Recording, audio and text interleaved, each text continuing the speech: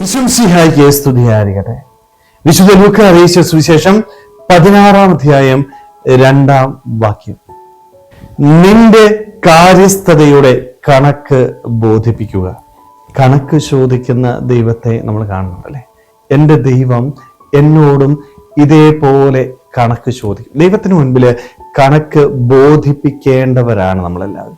ഒത്തിരിയേറെ കാര്യങ്ങൾ എൻ്റെ ദൈവം എനിക്ക് നൽകിയിട്ടുണ്ടല്ലേ. ഈ ഭൂമിയിൽ നല്ല ഒരു ജീവിതം, എത്രയോ പേരാ മരിച്ചു പോകുന്നത്.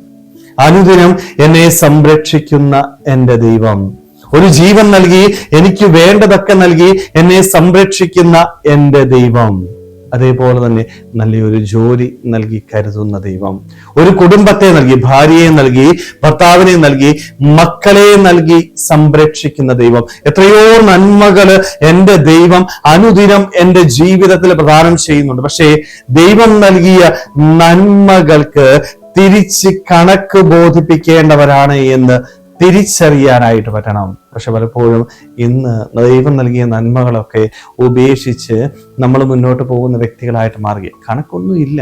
തമ്പുരാൻ ചോദിക്കും കേട്ടോ, ഏത് നിമിഷം വേണമെങ്കിലും എൻ്റെ ദൈവം എന്നെ തിരിച്ചു വിളിച്ചിട്ട് ചോദിക്കും, മോനെ നിന്റെ കയ്യിൽ ഞാൻ ഇന്ന കാര്യം തന്നല്ലോ, ഇന്ന അവസരങ്ങൾ ഞാൻ നിനക്ക് നൽകിയല്ലോ, നീ ആ അവസരങ്ങള്, ആ കാര്യങ്ങള് എങ്ങനെയാണ് പ്രയോജനപ്പെടുത്തിയത്?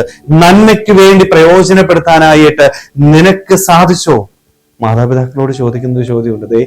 മക്കളെ നിങ്ങൾക്ക് നൽകുന്നുണ്ട്. ഇത് നിങ്ങളുടെ കഴിവുകൊണ്ട് ലഭിക്കുന്നതല്ല. ദൈവം ദാനമായിട്ട് ഒരു കുഞ്ഞിനെ നിങ്ങളുടെ കയ്യിൽ നൽകിയേക്കുക.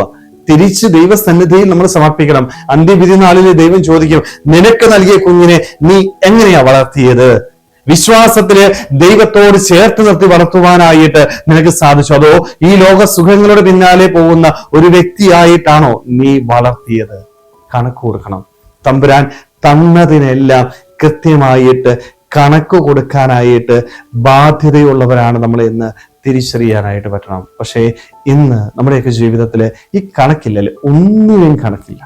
നമ്മൾ വിനിയോഗിക്കുന്ന പൈസയ്ക്ക് പോലും കണക്കില്ലാത്ത വ്യക്തികളായിട്ട് നമ്മൾ മാറുകയില്ലേ. 10 രൂപ കിട്ടിയാൽ 20 രൂപയാണ് ചെലവ്. പൈസ എവിടെ നിന്ന് വന്നെന്നോ എവിടേക്ക് പോയെന്നോ നമുക്കറിയത്തില്ല.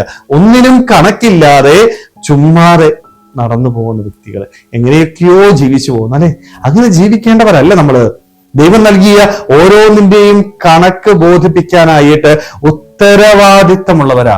ദൈവം നൽകിയത് ദൈവം തിരിച്ചു ചോദിക്കുമ്പോൾ കൃത്യമായിട്ട് കൊടുക്കാനായിട്ട് പറ്റണം. കൊടുത്തില്ല എങ്കിൽ വിശ്വസ്തത നഷ്ടപ്പെട്ടു പോയാൽ ദൈവം എന്നെ തിരസ്കരിക്കും. ദൈവസന്നിധിയിൽ നിന്ന്, ഉത്തരവാദിത്വത്തിൽ നിന്ന് മാറ്റി നിർത്തപ്പെട്ട വ്യക്തിയായിട്ട് ഞാൻ മാറും. സ്നേഹമുള്ളവരെ, അതുകൊണ്ട് എൻ്റെ ദൈവം എൻ്റെ ജീവിതത്തിൽ നൽകിയ ഓരോ കാര്യങ്ങളും ഞാൻ എപ്രകാരമാണ് വിനിയോഗിച്ചത്? എൻ്റെ ദൈവം എന്നോട് ചോദിച്ചാൽ കൃത്യമായിട്ട് സന്തോഷത്തോടുകൂടി നല്ല ഒരു മറുപടി കൊടുക്കുവാനായിട്ട് എനിക്ക് സാധിക്കുമോ? സാധിക്കുന്നില്ല എങ്കിൽ ഇന്നു മുതൽ കൃത്യമായ ഒരു മറുപടി കൊടുക്കുവാൻ തക്ക വിധം നമ്മുടെ ജീവിതത്തെ ക്രമീകരിക്കുവാനായിട്ട്, ദൈവം നൽകിയ നന്മകള് നന്മയോടുകൂടി വിനിയോഗിക്കുവാനായിട്ട്, മറ്റുള്ളവർക്ക് നന്മ ചെയ്തുകൊണ്ട് വിശ്വസ്തയോടുകൂടി ജീവിക്കുവാനായിട്ട് നമുക്ക് ഓരോരുത്തർക്കും ആത്മാർത്ഥമായിട്ട് ആഗ്രഹിക്കാൻ ശ്രമിക്കാം. ദൈവം നമ്മളെല്ലാവരെയും സ്വന്തമായിട്ട് അനുഗ്രഹിക്കട്ടെ.